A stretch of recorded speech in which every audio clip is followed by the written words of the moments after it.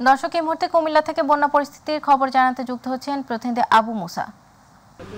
ধন্যবাদ আপনাকে। আমরা আছি এই মুহূর্তে কুমিল্লার বুড়িচং এবং ব্রাহ্মণপাড়া উপজেলার একটি স্থানে একটি ভোটের মধ্যে আসলে আমরা একটি মেডিকেল টিমের সাথে যাচ্ছি। কুমিল্লায় কিন্তু আজ পর্যন্ত 14টি উপজেলা প্লাবিত হয়েছে, এর মধ্যে থেকে ভয়ানক অবস্থায় রয়েছে 8টি, সবচাইতে বেশি ঝুঁকিপূর্ণ অবস্থায় রয়েছে 4টি যেই উপজেলা। এই উপজেলাগুলোর মধ্যে আমরা যাচ্ছি। আমরা একটি মেডিকেল টিমের সাথে যাচ্ছি, যে মেডিকেল টিমটি মূলত ঢাকা মেডিকেল থেকে এসছেন এবং কুমিল্লা বন্ধু ফোরামের সহযোগিতায় এই মেডিকেল টিমটি দুর্গম এলাকায় কাজ করতে যাচ্ছেন। তো আমরা একটু কথা বলতে চাই এই মেডিকেল টিমটির যিনি নেতৃত্ব দিচ্ছেন, কুমিল্লা প্রেস ক্লাবের সাবেক সভাপতি মাসুক আলতাফ চৌধুরী। আমি আপনার কাছ থেকে একটু জানতে চাই, আপনারা আসলে কোন দিকে যাচ্ছেন আজকে মূলত কাজ করতে? আজকে মূলত ঢাকা মেডিকেল কলেজের শিক্ষার্থীদের উদ্যোগে এবং বিশেষজ্ঞ চিকিৎসকদের সমন্বয়ে তারা উদ্যোগ নিয়ে এসছেন এবং একই সঙ্গে তারা ওষুধ বিতরণ করবেন। আমরা যাব হচ্ছে লরিবাগ উচ্চ বিদ্যালয়, যেটি একেবারে বুড়িচাঙের শেষ প্রান্ত। এ পর্যন্ত সেখানে ত্রাণও পৌঁছেনি, আমরা শুনেছি গত 7 দিনে সেখানে চিকিৎসা সেবাও পৌঁছেনি, এবং সেটি রাজাপুর ইউনিয়নে।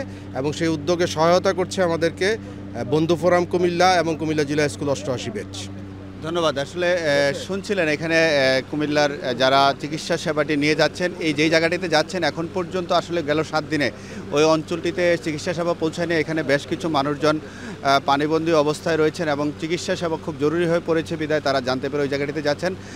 দর্শক, জানিয়ে রাখি কুমিল্লায় কিন্তু এখন পর্যন্ত 10.5 লাখ মানুষ পানিবন্দী অবস্থায় রয়েছে এবং জেলা প্রশাসনের পক্ষ থেকে নগদ 33 লক্ষ টাকা এবং 600 মেট্রিক টন খাবার বিতরণ করা হয়েছে পর্যায়ক্রমে। কিন্তু এখনও কিছু কিছু জায়গা থেকে আমরা যতদূর শুনছি এখানে মানুষজনকে বাড়ি থেকে উদ্ধার করা হচ্ছে এবং যদিও কুমিল্লা নদীতে পানির পরিমাণ কিছুটা কমেছে, তবে দুর্গম এলাকায় কিন্তু এখনও অনেকাংশে পানি বাড়ছে এবং কিছু কিছু জায়গায় নতুন করেও কিন্তু আজকে প্লাবিত হতে আমরা শুনেছি।